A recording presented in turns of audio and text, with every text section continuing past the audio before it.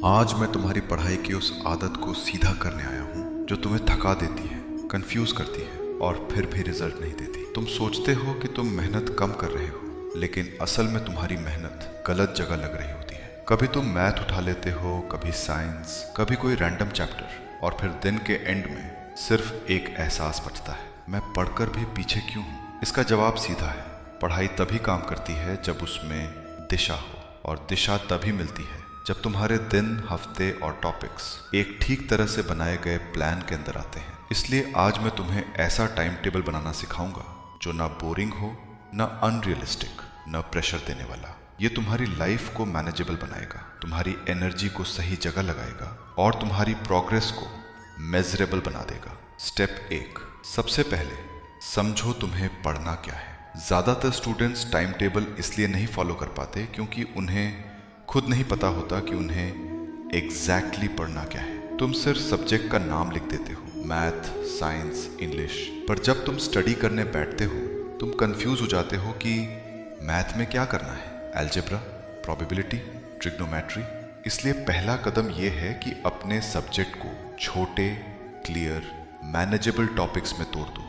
मतलब मैथ में algebra, geometry, trigonometry, statistics, physics में motion, gravitation, electricity, optics, biology में cell, plant physiology, human physiology. जितना specific तुम लिखोगे उतनी तुम्हारे मन में क्लैरिटी आएगी, और क्लैरिटी आने के बाद टाइम टेबल फॉलो करना 10 गुना आसान हो जाता है, क्योंकि तुम्हें हर दिन पता होता है कि तुम किस टॉपिक पर फोकस कर रहे हो। स्टेप 2, तुम्हारे पास कितना टाइम है ये जानना सबसे ज़रूरी। पढ़ाई का प्लान कैलेंडर पर डिपेंड करता है। तुम्हारे एग्जाम्स में कितने दिन बाकी हैं, कितने हफ्ते, कितने महीने, और सबसे इम्पोर्टेंट, तुम रियलिस्टिकली कितने घंटे पढ़ सकते हो। अगर तुम 2 से 3 घंटे ही सॉलिड परसाउंडेड पढ़ सकते हो तो वही नंबर लिखो। 6 से 7 घंटे लिखने से तुम्हारा ब्रेन खुश नहीं हो जाएगा, उल्टा गिल्ट आ जाएगा कि मैं फॉलो नहीं कर पा रहा। Realistic hours is equal to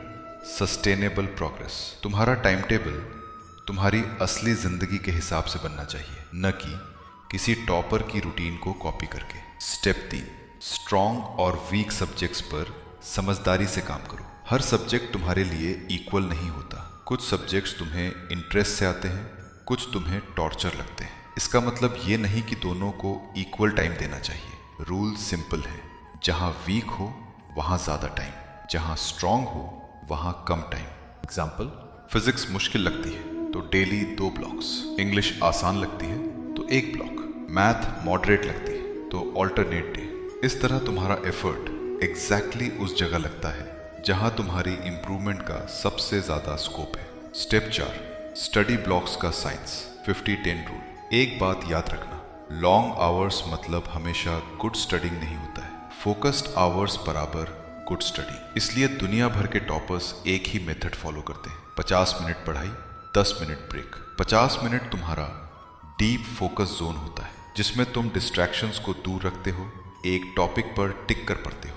10 minute break तुम्हारा रिचार्ज जोन होता है, जहां तुम्हारा ब्रेन इंफॉर्मेशन को सेटल करता है। और हर 2 से 3 स्टडी ब्लॉक्स के बाद एक लंबी ब्रेक रखना, 15 से 30 मिनट। ये मेथड तुम्हें बर्न आउट से बचाता है और कंसिस्टेंसी को नेचुरल बनाता है। स्टेप 5, अब पूरे हफ्ते का टाइम टेबल बनाओ। अब जब तुम्हें पता है तुम्हारे टॉपिक्स क्या हैं, तुम्हारे वीक और स्ट्रॉन्ग सब्जेक्ट्स कौन से हैं, और तुम कितने आवर्स दे सकते हो, तब तुम्हारा एक्चुअल टाइम टेबल बनना स्टार्ट होता है। ये 5 रूल्स फॉलो करो। हर सब्जेक्ट हफ्ते में कम से कम 2 बार आना चाहिए। ये मेमोरी रिटेंशन के लिए जरूरी होता है। एक टफ सब्जेक्ट के बाद एक लाइट सब्जेक्ट रखो, इससे तुम मेंटली एग्जॉस्ट नहीं होते। टॉपिक्स को छोटे गोल्स में डिवाइड करो। उदाहरण, अलजेब्रा पूरा मत लिखो, अलजेब्रा लीनियर इक्वेशंस लिखो। ज़्यादा सब्जेक्ट्स एक ही दिन मत भर दो, 2 से 3 मेजर ब्लॉक्स एक दिन के लिए परफेक्ट होते हैं। वीक का स्ट्रक्चर सिंपल रखो, मंडे को हैवी कॉम्बो, ट्यूसडे को मॉडरेट कॉम्बो,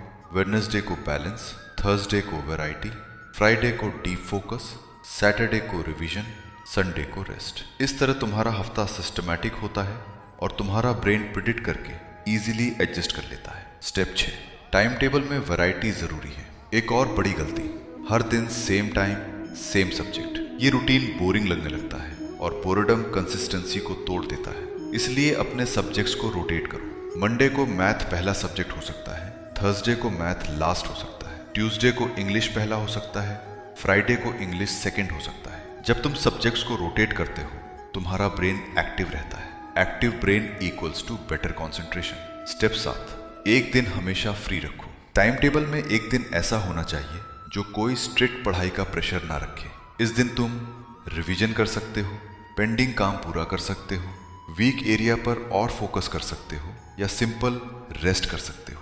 लाइफ प्रिडिक्टेबल नहीं होती, कभी मूड ऑफ, कभी हेडेक, कभी गेस्ट्स, कभी लेजीनेस। फ्री डे तुम्हें फ्लेक्सिबिलिटी देता है और तुम्हारे रूटीन को ब्रेक होने से बचाता है। स्टेप 8, रेस्ट को टाइम टेबल का पार्ट बनाओ। अगर तुम सोचते हो कि रेस्ट लेने से टाइम वेस्ट होता है तो तुम एक बड़ी गलती कर रहे हो। ब्रेन कंटिन्यूअस इनपुट को एब्जॉर्ब नहीं कर सकता। उसे प्रोसेस करने, सेटल करने और स्टोर करने के लिए स्पेस चाहिए होता है। इसलिए हर दिन proper sleep, healthy breaks, 1 hour personal time बहुत ज़रूरी है। विदाउट रेस्ट पढ़ाई सिर्फ स्ट्रगल बन जाती है, विथ रेस्ट पढ़ाई स्मूथ हो जाती है। बोनस, टाइम टेबल को कलर कोडेड बनाओ। कलर कोडिंग तुम्हारी प्लानिंग को विजुअली अपीलिंग बनाती है। इससे तुम एक नज़र में ही समझ जाते हो कि कौन से दिन क्या पढ़ना है, कौन से सब्जेक्ट्स हैवी हैं, कौन से लाइट हैं, कौन से ब्रेक्स फिक्स्ड हैं, कौन से डेज रिवीजन के लिए रिजर्व्ड है।